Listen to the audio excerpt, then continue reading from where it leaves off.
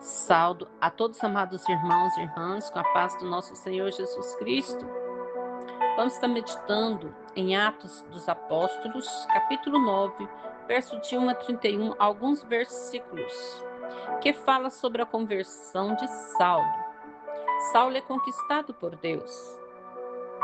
A conversão de Saulo de Tarso, um dos principais perseguidores dos cristãos, foi possivelmente um dos maiores acontecimentos da Igreja, depois da vinda do Espírito Santo em Pentecostes.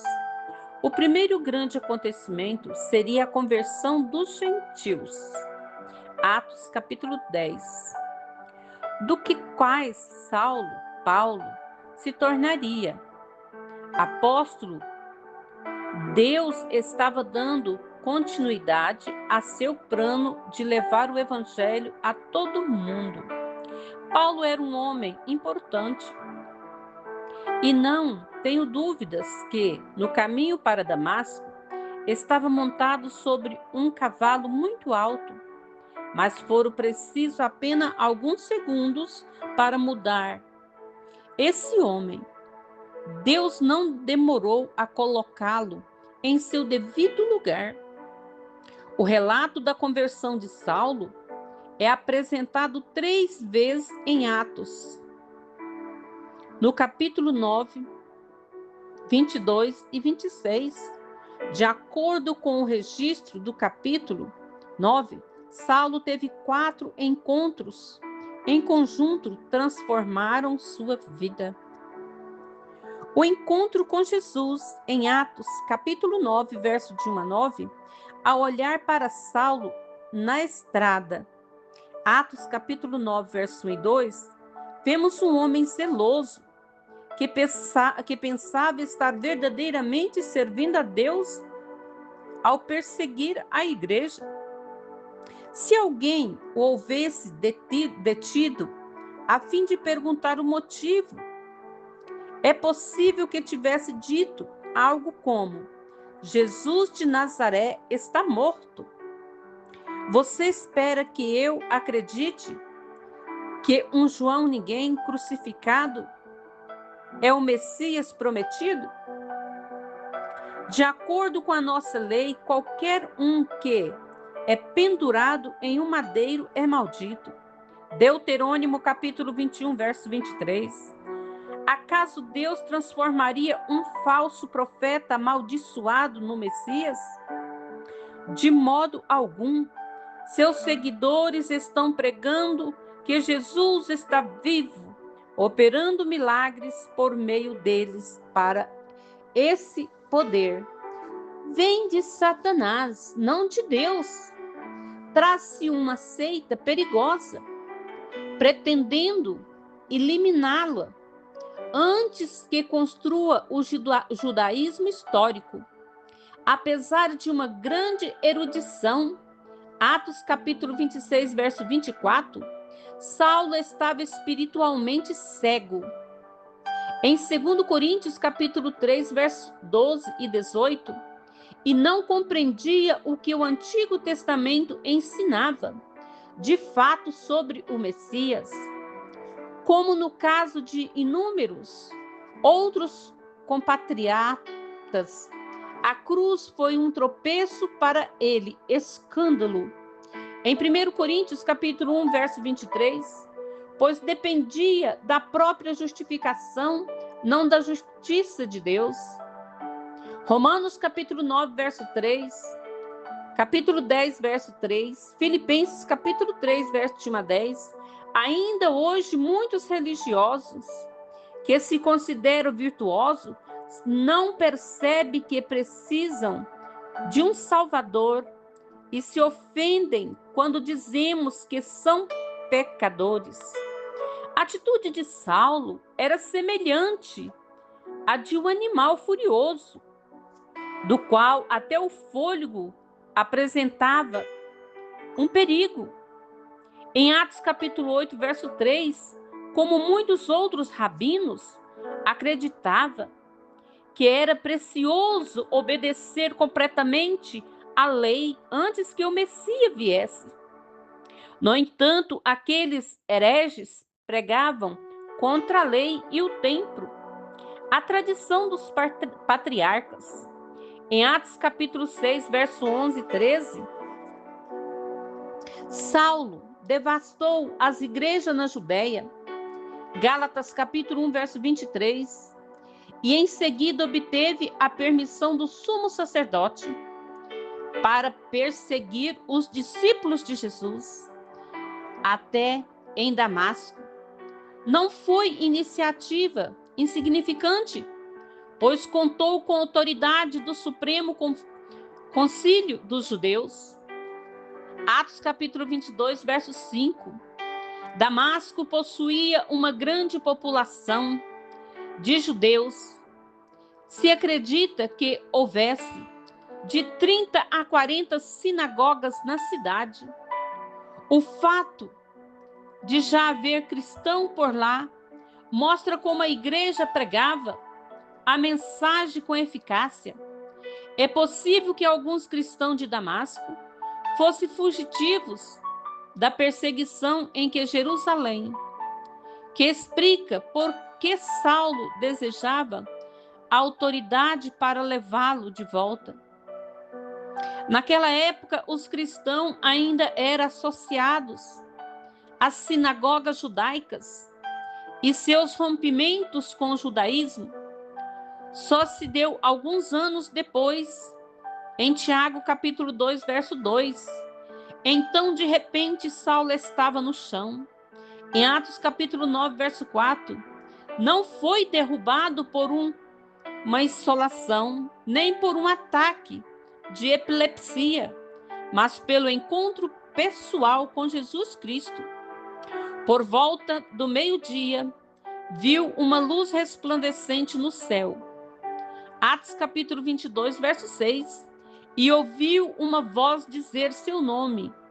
Em Atos capítulo 22, versos 6 e 11, os homens que estavam com ele também caíram por terra. Em Atos capítulo 26, verso 14, e ouviram um som, mas compreenderam as palavras proferidas do céu. Levantaram-se confusos. Em Atos capítulo 9, verso 7, e ouviram Saulo dirigir-se a alguém, mas não conseguiram entender o que estava acontecendo.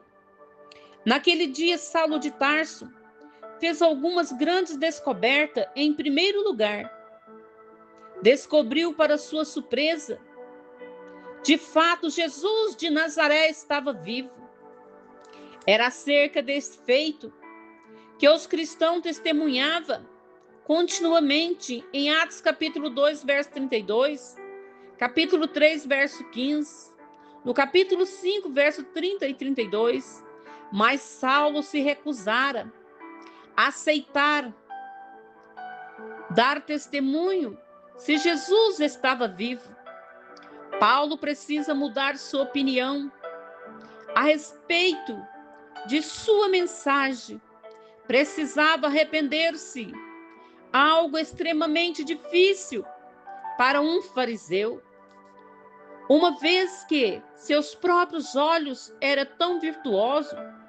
Saulo também descobriu que era um pecador perdido, que corria o risco de ser julgado por Deus. Eu sou Jesus, a quem tu persegues. Atos capítulo 9, verso 5. Saulo acreditava estar servindo a Deus, quando na realidade estava perseguindo o Messias.